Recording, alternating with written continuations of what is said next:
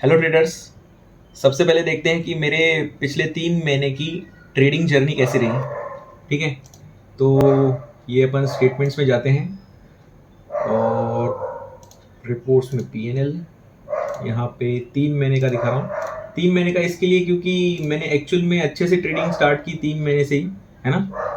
उसके पहले तो ज़्यादा कुछ इतना ही नहीं था। मैं आज अपना लॉस भी दिखाऊंगा। तो ये देखो, सबसे पहले तो जुलाई मंथ में मेरे पास 5 लाख का कैपिटल था, मतलब 5.5 था। उसके बाद मतलब ये पूरा महीना मैंने 5 लाख से चालू किया।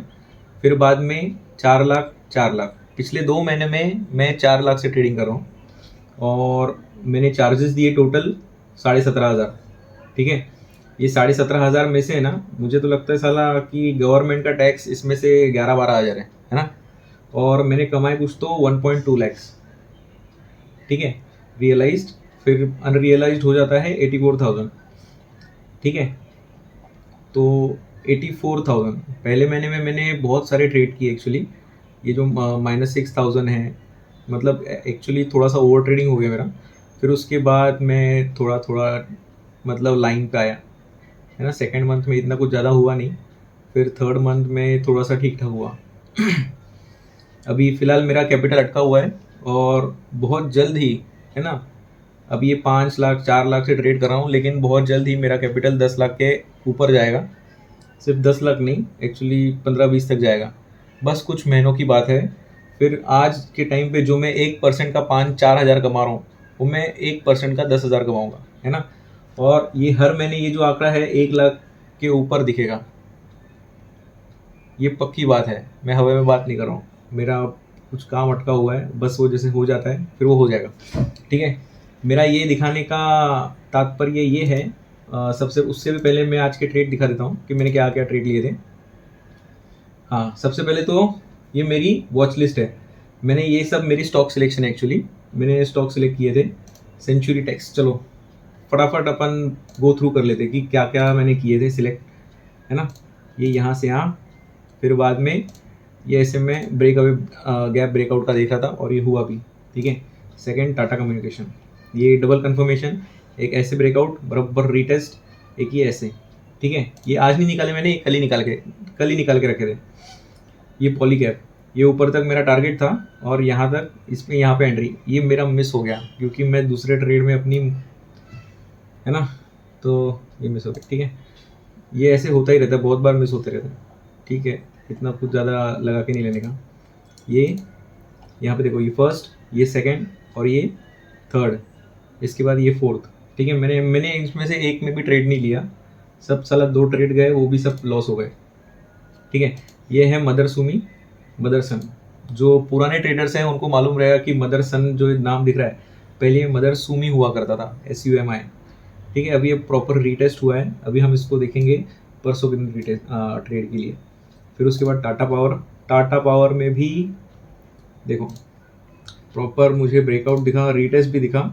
और अभी देखते हैं यहाँ पे कुछ गड़बड़ करेगा, मतलब साइडवेज में जाएगा, फिर बाद में ये छोटा पैटर्न बनाएगा, फिर उसका फिर ब्रेकआउट के बाद एंट्री बनेगी। ठीक है, इंडिया सीमेंट। इंडिया सीमेंट मैंने इसके लिए लिया था क्योंकि काफ़ी अच्छा इसने ट्रेंड दिखाया। फिर उसके बाद ये यहाँ पे इसने सपोर्ट में एक छोटा ट्रैप लिया, तो मुझे लगा था कि यहाँ से और ऊपर जा सकता है।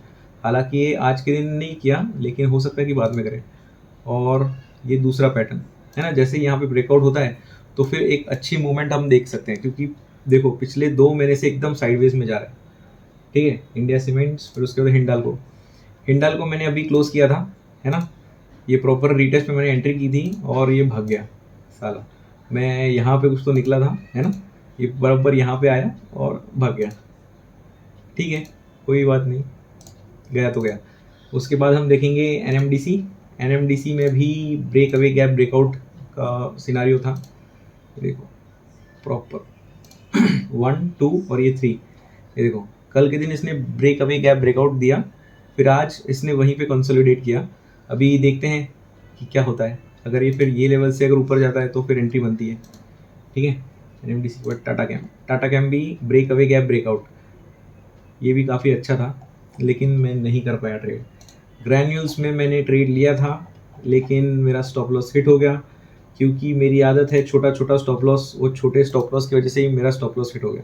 ठीक है, कोई लेकिन बात नहीं, क्योंकि मेरा स्टॉप लॉस ट्रेल करने की आदत मेरे बहुत सारे बड़े बड़े लॉसेस बचा लेती है। ये सिलेक्ट करने का रीज़न ये था कि ये, और इसके फाइनेंशियल्स में इसकी सेल्स भी काफ़ी अच्छी है, ठीक है। तो अभी मैंने जो मेरी एंट्री थी वो कुछ तो ऐसी थी, है ना। अभी इसको दिखा देता हूँ कि ग्रैंड्स में मैंने ट्रेड लिया था। ये देखो, ये ब्रेकआउट 1 2 3 और ये 4th कुछ तो मैंने यहीं पे कहीं पे ट्रेड लिया। फिर बाद में मेरा स्टॉप लॉस एक्चुअली यहाँ पे था, ठीक है। ये स्टॉप लॉस यहाँ पे था, पहली बार में हिट नहीं हुआ तो मैंने फिर ट्रेल कर दिया, इसको यहाँ पे कर दिया, तो फिर यहाँ पे मेरा स्टॉप लॉस हिट हो गया, ठीक है। अगर ट्रेल नहीं करता, यही रखता, तो मैं अभी ये ट्रेड के अंदर बना रहता, लेकिन ठीक है, कोई बात नहीं। उसके बाद पेज इंडिया, तो ये मेरे आज के ऑर्डर्स थे। टाटा कम्युनिकेशन बाय करने का सोचा था, लेकिन नहीं मिली एंट्री। फिर ग्रैन्यूल्स, फिर सेंचुरी टेक्स्ट, ठीक है। ये मेरे छोटे छोटे लॉसेस है, दो, है ना, 1,500 दो दो 1,000 के, ठीक है। तो गाइस अभी मेरा ये कहना है सारे इंडियन यूथ को कि ये जो सामने आप रूल्स देख रहे हो, यही रूल्स हैं जो आपको ट्रेडिंग में सक्सेस दिलाएंगे, ठीक है। अगर ये रूल्स को फॉलो नहीं किया जाए तो तुम्हारा कुछ नहीं हो सकता। ये मेरी बात समझो, यही सही रूल है। Trade without margin, trade only equity, efficiency जो रहेगी वो 20 to 40% रहेगी, ठीक है। उसके बाद मिनिमम रिटर्न एक्सपेक्ट करना 5%। अभी समझो मेरा 4 लाख का कैपिटल, पहले महीने में 5 लाख था, दूसरे महीने में 4 लाख था, तो एवरेज पकड़ लो, समझो 4.5 लाख हो गया, ठीक है। 4.5 लाख में मुझे प्रॉफिट कितना हुआ, कुछ तो कितना था, 80,000 के आसपास, ठीक है। तो 80,000 डिवाइड बाय 4.5 लाख कितना हुआ, 17%, ठीक है। तो डिवाइड बाय 3 करेंगे तो कितना हुआ, 5.9%। मतलब एक महीने का एवरेज रिटर्न जो आता है वो 5% आता है, ठीक है। कभी कभी ऐसा होता है कि 10 15 20 भी जाता है। अभी जैसे पिछले महीने में मुझे अच्छा रिटर्न मिला, लेकिन उसके पिछले महीने में मेरा इतना अच्छा ट्रेडिंग नहीं चला, तो एवरेज जो रहता है ना वो 5% से वेरी करता है। मतलब 5% मिनिमम रहता है और वो हमेशा रहता ही है, मिनिमम 5%। अगर प्रॉपर एक्सपेक्ट करोगे कि कितना मिल सकता है और कितना नहीं, तो तुम्हारी ट्रेडिंग सुधरेगी, नहीं तो बैड एक्सपीरियंस बनते जाएगा, है ना। ऐसा भी एक्सपीरियंस बनेगा कि साला पैसा बनता ही नहीं है, ठीक है। अगर एफएनओ में लगे रहो तो भी ये गलती होगी, है ना। अगर समझो तुम इक्विटी में लगे हो और उसमें मार्जिन यूज कर रहे हो, पहली बात मार्जिन यूज कर रहे हो, दूसरी बात गलत एक्सपेक्टेशंस रख रहे हो विदाउट मार्जिन यूज करके भी, तो भी साला तुमको गलत ही एक्सपीरियंस जमा होगा। और आखिर में कैसा है ना, तुम मार्केट को गाली दे के हाथ छुड़ा लोगे। मतलब तुम बोलोगे कि मार्केट से कुछ होता ही नहीं, ऐसा नहीं है, मार्केट से होता है। अभी एक ट्रेडर है मार्क मार्विन कुछ तो नाम है यार उनका। मैंने भी अपने मुझे यूट्यूब एक मेरे सब्सक्राइबर का फ़ोन आया था, उसने मुझे नाम बताया, मार्क सुपर भी नहीं या कुछ तो ऐसा ही कुछ तो नाम है, अभी याद नहीं आ रहा है मुझे। तो मैंने उनका भी काफ़ी रिसर्च की उनके ऊपर, तो उन्होंने भी अपने करियर में जो भी किया है वो सिर्फ इक्विटी से ही किया है और विदाउट मार्जिन किया है और काफ़ी अच्छा रिटर्न जनरेट किया है। उनका जो मेन जो उसके पीछे जो रिटर्न जनरेट करने का ये मतलब जो हैक है वो कंपाउंडिंग है ना। ऐसे नहीं कि उन्होंने एक एक महीने में मतलब बहुत बहुत ज़्यादा रिटर्न बनाया, लेकिन कंपाउंडिंग ने उनके लिए बहुत ज़बरदस्त काम किया है, ठीक है। तो ये मिनिमम एक्सपेक्टेशंस क्या होनी चाहिए ये समझ में आ जाए तो फिर ये हो सकता है। अगर मिनिमम एक्सपेक्टेशन समझ में नहीं आएगी कि मतलब कितना एक्सपेक्ट करना चाहिए, कि एक्चुअली जेन्युइनली कितना एक्सपेक्ट करना चाहिए, अगर ये नहीं समझ में आया ना, तो गाइस बहुत ज़्यादा टाइम वेस्ट हो जाएगा। मैंने सच्ची बोल रहा हूँ, मैंने 5-6 साल मैंने ऐसे ही वेस्ट नहीं किए हैं। 5-6 साल इसलिए वेस्ट किए हैं क्योंकि इंस्ट्रूमेंट गलत, मेरा एक्सपेक्टेशंस गलत, ये दूसरा रिस्क टू रिवॉर्ड गलत, है ना। ये 3-4 चीज़ ऐसी है कि उसकी वजह से मेरा सब मतलब पूरा टाइम वेस्ट हो गया। सबसे बड़ी बात तो ये 4 रीज़न में से भी एक ऐसी है कि अनएक्सपेक्टेड रिटर्न्स की एक्सपेक्टेशन करना, है ना। मतलब अनरियलिस्टिक रिटर्न्स की एक्सपेक्टेशन करना, ये सबसे बड़ी गलती। और वो रिटर्न्स एक्सपेक्ट करने के चक्कर में ही मैंने फिर अपनी इंस्ट्रूमेंट्स को बदले, है ना। उसके पीछे ही मैं एफएनओ के पीछे गया, उसके वजह से ही मैंने बहुत सारी गलती की, बहुत सारी, मतलब बहुत सारी। लेकिन जिस टाइम पे आपको समझ में आता है कि सही चीज़ क्या है, अभी ये मैंने कुछ ट्रेड्स लिए, तो ये जो ट्रेड्स लिए हैं ये भी सारे इक्विटी में लिए हैं, ठीक है। ये पहला ट्रेड था, मतलब ये दूसरा, ये तीसरा। तो ये जो भी ट्रेड्स हुए हैं ना, इसके पहले भी जो भी ट्रेड्स लिए हैं मैंने, तो मैंने यही चीज़ को ध्यान में रख के लिए कि मेरा जो रिस्क होना चाहिए वो इंट्राडे वाला रिस्क होना चाहिए। अभी जैसे देखो, मेरे को जो मैंने दिखाया आज जो लॉस हुआ वो मैंने फटाफट निकाल दिया। मतलब आप सोचो कि मैं पैसा कहाँ कहाँ पे बचा रहा हूँ। आज मुझे लॉस हुआ तो मैंने उधर ही ऑन द स्पॉट बंद कर दिया। मतलब इंट्राडे वाला मेरा लॉस हुआ, प्लस इंट्राडे वाले मुझे एसटीटी लगा, है ना, इंट्राडे वाला मुझे ब्रोकरेज लगा। ये बहुत कम होता है। अगर वही मैं अगर 1T+1 में भी अगर चला जाता हूँ ना, मतलब कल बेचूँ, तो सीधा इंटू 10 बढ़ जाएगा। समझ रहे हो मेरी बात? मतलब जो मैं लॉस में कट कर रहा हूँ उसको समझो। अगर मैं उसको एक दिन भी आगे लेके जाता हूँ तो मुझे झक मार के मैं अपना स्टॉप लॉस हिट नहीं करवा सकता, क्योंकि मुझे ब्रोकरेज चार्जेस देने पड़ेंगे बहुत ज़्यादा, है ना। और जिस टाइम पे साला मैं अपना एक कैप मतलब 10 लाख का एक ट्रेड मारूंगा तो मुझे 1.5-2 हज़ार का मिनिमम मतलब एक ट्रेड लेने की कॉस्ट देनी पड़ेगी। समझ रहे हो ये बात? मतलब तुमको सिर्फ लॉस पे ध्यान नहीं देना है, जो ट्रेड लेने के लिए जो चार्जेस लग रहे हैं उस पर भी ध्यान देना है ना। अगर समझो तुमको कहीं पे घूमने जाना है तो तुम सोचोगे ना कि गाड़ी में पेट्रोल भी डालना है, डीजल डालना है, तो उसका भी तो सोचोगे ना कि मेरे को भी 100 किलोमीटर जाना है, तो ट्रेन से जाओ, नहीं तो बस से जाओ, नहीं तो किधर से भी जाओ, वो पैसा तो लगता ही है ना ट्रेवलिंग का। तो वही वही चीज़ तुमको वो पैसा लगेगा, और उसका भी अगर तुम प्रॉपर प्लानिंग करोगे, उसको भी बचाओगे तो ही होगा। मतलब कैसे तुमको इतना कंजूस बनना है ट्रेड लेने में, बहुत ज़्यादा कंजूस, ठीक है, महाकंजूस। मतलब महा महा महाकंजूस बनो ट्रेड लेने में। एक बात समझो, साला रिस्क में भी इतना कंजूसी करो, इतना कंजूसी करो कि तुमको क्या बताऊं मैं यार, कि बहुत ज्यादा कंजूस बनो। जो तुमने पिक्चर में देखा रहेगा कि यार इतना कंजूस है, तुमने अपनी लाइफ में भी देखा रहेगा किसी को कि इतना कंजूस है। और सबसे पहली बात तो एक कंजूस की एक बात कि जब भी आप एफएनओ में जाते हो, आप ट्रेडिंग करियर में जाते हो, आप ट्रेडिंग करियर इसके लिए भी चूज करते हो कि आपको ये कंजूसी वाला एटीट्यूड नहीं रखना है, ठीक है। और ये कंजूसी वाला एटीट्यूड को अपन इग्नोर करने के लिए अपन ट्रेडिंग में आते हैं। और जब भी अपने को एफएनओ में नहीं तो किस इंट्राडे में बहुत ज़्यादा प्रॉफिट हो जाता है ना, अपन सोचते हैं कि यार मैं वो कंजूस नहीं हूँ, है ना, मेरा दिल बहुत बड़ा है, मेरा जेब बहुत बड़ा है, मेरा हाथ बहुत खुला हुआ है, मैं बहुत दिल खोल के खर्च करता हूँ। ऐसा मत करो। वो गलत प्रॉफिट्स, गलत एक्सपीरियंस है ना, जो मतलब सब गलत है यार। वो कुछ वर्कआउट नहीं करने वाला।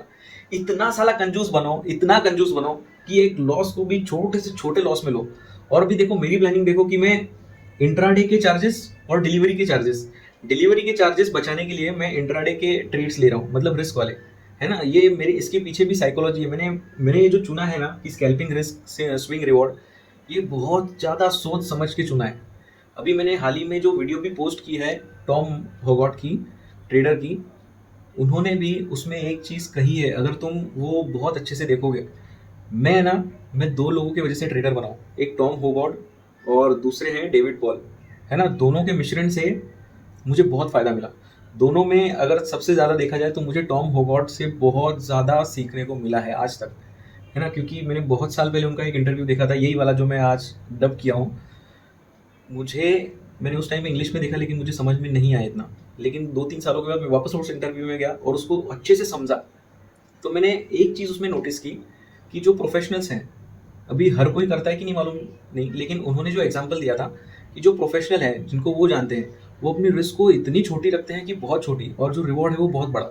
अभी इस चीज़ को आप क्या मतलब कंक्लूड करोगे, है ना। मैंने कंक्लूड ये किया, single digit risk double digit reward, और वो आज के टाइम पे मेरे लिए काम कर रहा है ना। और सिर्फ आज नहीं, पिछले कई सालों से काम कर रहा है, और मुझे यकीन है कि ये आगे भी करता रहेगा, क्योंकि जो मैं प्राइस एक्शन एनालिसिस आज कर रहा हूँ, जो पहले करता था वही एनालिसिस आज भी कर रहा हूँ, और यही एनालिसिस कल भी करने वाला हूँ, और वो कल भी जारी रहेगा एनालिसिस, ठीक है। ये एनालिसिस बदलने नहीं वाला है, और अगर ये एनालिसिस बदलने नहीं वाला है तो फिर एकदम सीधी सीधी बात ऐसी है कि रिस्क टू रिवॉर्ड भी सेम ही रहेगा, है ना, कुछ बदलने नहीं वाला है।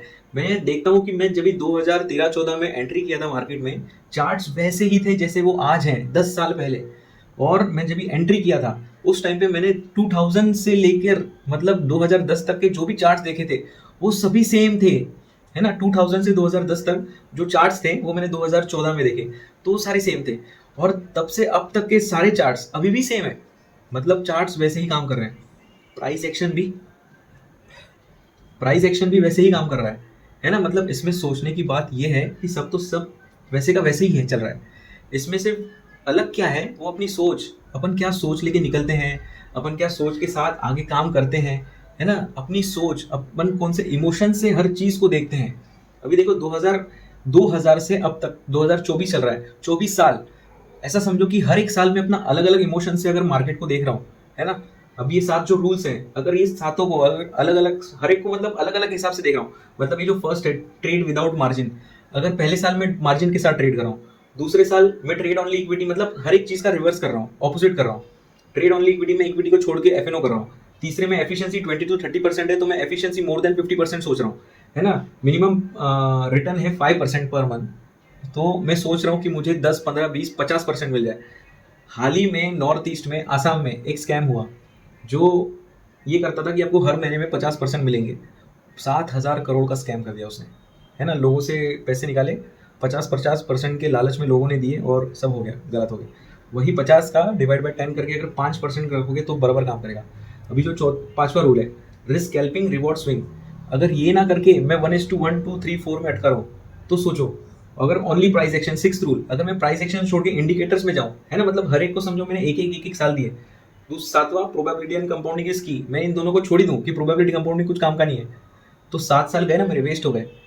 समझ रहे हो मेरी बात को, इसको अच्छे से समझो। सबका सब प्रॉपर अलाइन होना बहुत ज्यादा जरूरी है।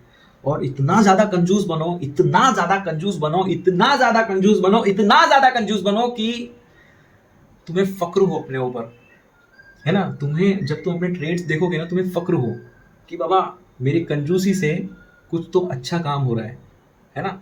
अपना कंजूसी रिस्क के साइड में रखो, रिस्क रीजन के लिए, लॉस रीजन के लिए, प्रॉफिट रीजन के लिए अपना हाथ खोल दो, है ना। जितना खोल सकते हो उतना खोलो। मेरी यही मेरा यही कहना है मेरा यही कहना है इंडियन यूथ को, और दूसरे देशों से भी मेरा जो वीडियो देख रहे हैं, है ना। अपने देश का नाम ऊंचा करना है तो अपनी गलत आकांक्षाएं, अनरियलिस्टिक एक्सपेक्टेशंस को ख़त्म कर दो। अगर उस चीज़ को ख़त्म नहीं करोगे, तुम खुद को बर्बाद करोगे, अपनी फैमिली को बर्बाद करोगे, अपने समाज को गंदा करोगे, अपने पूरे देश को गंदा करोगे। समझ रहे हो। अगर वही तुम अगर इन रूल्स को फॉलो करते हो, तो मैं जानता हूँ कि अगर इन रूल्स को फॉलो करना मतलब तुमने जो एक्सपेक्टेशन के साथ शायद स्टॉक मार्केट में एंट्री रखा था, कदम रखा था, है ना, एंट्री की थी, वो नहीं हो सकता। अगर नहीं हो सकता तो नहीं हो सकता, समझो मेरी बात को। अगर नहीं तो नहीं, छोड़ दो। अगर ये तुमको ऐसा लगता है कि ये बहुत बड़ा बर्डन है, ये मेरा मतलब कलेजे पे बहुत बड़ा पत्थर रखा जा रहा है, तो यही सच है, इसके अलावा कुछ सच नहीं है। एक बात समझ लो। और अगर तुमको ऐसा लगता है कि नहीं एफएनओ भी सच है, इंट्राडे ट्रेडिंग भी सच है, तो पहले इसके ऊपर काम करके इसके ऊपर विजय हासिल करो, है ना। ये जो लेवल्स हैं इसको पहले पार करो, 1-2 साल इससे काम करो, फिर उसके बाद अगर तुमको चाहिए तो अपनी मरवा लो जाके एफएनओ में, इंट्राडे में। लेकिन उससे पहले, है ना, जैसे मोबाइल में गेम था स्नेक का, फर्स्ट लेवल से खेलोगे तो ही तुम आगे का 15वां, 20वां, 50वां लेवल खेल पाओगे। डायरेक्ट अगर 50वां लेवल खेलोगे तो नहीं जमने वाला, है ना। तो पहले इसको पहले पार कर लो, 1-2 साल इससे काम करो, फिर उसके बाद करके देख लो। तुम देखोगे कि कुछ साल काम करने के बाद इससे ही कंपाउंडिंग, जो 7वां रूल है प्रोबेबिलिटी एंड कंपाउंडिंग, कंपाउंडिंग अपना जादू जो ऐसा दिखाएगी ना, वो मार्क मिनर्विनी उसके जैसा कुछ तो एकदम जादू हो जाएगा, मैजिक हो जाएगा, है ना। जो कितना 33,500% रिटर्न उसने कमाया कुछ तो 5 सालों में, 5 की 3 साल में, शायद 5 साल, है ना। तो ये हो सकता है ना। और बहुत लोगों ने भी किया है, बहुत लोगों ने भी किया है, और ये हो भी सकता है। बस सही दिशा होनी चाहिए। अगर सही दिशा नहीं ना गाइस, तो पूरा टाइम वेस्ट, पूरा टाइम बर्बाद, बहुत कुछ बर्बाद। अभी ही वक्त है, सुधर जाओ, नहीं तो सुधरने का मौका तुम खुद भी नहीं दे पाओगे। सच में बोल रहा हूँ, खुद भी नहीं दे पाओगे, क्योंकि जैसे जैसे अपनी एज बढ़ती जाती है, रिस्पॉन्सिबिलिटीज़ का वजन इतना ज़्यादा होता है अपने कंधों पे कि नहीं होता, नहीं अपन ले सकते हैं। अपन जो आज तुम समझो तुम्हारी उम्र अगर 20-25 के आसपास है, तो आज के टाइम पे तुम जो चाहो वो कर सकते हो, क्योंकि यही उम्र है, तुम्हारे ऊपर ज़्यादा रिस्पॉन्सिबिलिटी नहीं है। अगर उससे ज़्यादा उम्र है तो रिस्पॉन्सिबिलिटी बढ़ती जाती है मेरे भाई, है ना। जो मैंने एफएनओ में बहुत साल टाइम पास किया, इंट्राडे में मैंने 5 साल स्ट्रगल किया, मतलब 5 साल तक मैं सोचता रहा कि nothing is impossible, nothing is impossible, मैं करके दिखाऊंगा, मैं करके दिखाऊंगा। मैंने छोड़ दिया यार, मेरा एटीट्यूड भी ऐसा ही था कि नथिंग इज इम्पॉसिबल। मैंने बहुत सारी चीज़ें की हैं जो इम्पॉसिबल थी, मैंने की है, लेकिन वो है ना। तो बात ऐसी है कि जो सही होता है, एक प्रक्रिया होती है, हमको उसको फॉलो करना ही पड़ता है ना। बच्चा पैदा करने के लिए तुमको वीर्य अंदर छोड़ना ही पड़ेगा, अलग ढंग नहीं है। तुम सोचोगे कि फिर अपन वो एक ट्रीटमेंट है कि इंजेक्ट करके हो जाता है, भाई वो सब इतना ऐसे नथिंग इज इम्पॉसिबल जैसा कुछ भी मत सोचो। एक प्रोसेस पे ध्यान दो और उससे ही, मतलब आईवीएफ बोलते शायद उसको, एक प्रोसेस पे ध्यान दो और उससे ही करो। अगर 5% का अगर तुम टारगेट रखते हो तो तुमको 10% तक भी जाओगे। और 5% का टारगेट ऐसा रखो, मान लो कि 5% आएगा, और उसके हिसाब से फिर अपना कैपिटल बनाओ। फिर 5% से अगर समझो तुमको 1 लाख रुपए हर महीना चाहिए, तो तुम्हारे पास 20 लाख का कैपिटल होना ही चाहिए, मतलब होना ही चाहिए। समझ रहे हो? 1 लाख अगर तुमको कमाना है हर महीने, तो तुमको 20 लाख रुपया तुम्हारा कैपिटल चाहिए। जिसके ऊपर तुम 20 लाख में से 20 लाख के ऊपर तुम 5% हर महीना कमाओगे, हर महीना कमाओगे। कभी कभी आएगा कि तुम 10-15 भी जाओगे, लेकिन वो बोनस है ना। लेकिन ये एक कटु सत्य है, समझ रहे हो? तुम घर के बाहर निकलते हो तो बिजनेस ही बिजनेस है, कुछ भी दुकान में जाते हो तो वो भी एक बिजनेस है। कोई भी कैसा भी दुकान ओपन करने के लिए, वो खोलने के लिए, वो चलाने के लिए एक सर्टन अमाउंट ऑफ कैपिटल लगता है, मतलब लगता ही है। ठीक है, एक छोटा किराना वाला देखो, एक मीडियम किराना वाला देखो, और उसके बाद एक डीमार्ट को देखो, है ना। एक छोटा किराने वाला भी सोचता है कि मेरा भी डीमार्ट जैसा हो, लेकिन डीमार्ट अगर खोलना है तो उतना कैपिटल चाहिए चाहिए चाहिए। छोटे छोटे डीमार्ट जैसे भी तुमने देखे होंगे अपने शहर में, लेकिन डीमार्ट में एक बहुत बड़ा पार्किंग है बाहर, है ना। ऊपर नीचे, मतलब नीचे ऊपर रहता है, कभी नीचे ही रहता है। उनके पास सब ग्रोसरीज है, उनके पास क्लोथ्स हैं, उनके पास छोटा थोड़ा इलेक्ट्रॉनिक सेक्शन है, उनके पास फुटवेयर्स है, उनके पास बहुत सारे, मतलब हर टाइप के कपड़े भी हैं, है ना। तो एक नॉर्मल किराने वाला छोटा छोटा किराना रख सकता है ना, मतलब एक एक दो दो गोनी, हर चावल का 2-3 गोनी, शक्कर का 1-2 गोनी, गेहूं का कुछ 4-5 गोनी, ऐसा, मतलब हर छोटा छोटा रॉ मटेरियल। लेकिन एक डीमार्ट 100 गोनी में काम करता है। तो अगर डीमार्ट बनना है तो तुमको वैसा बनना पड़ेगा, है ना। एक बिजनेस के लिए जो चाहिए वो लगेगा ही, है ना। और तुमको एक बात बताता हूँ, कंजूस ना हो यार।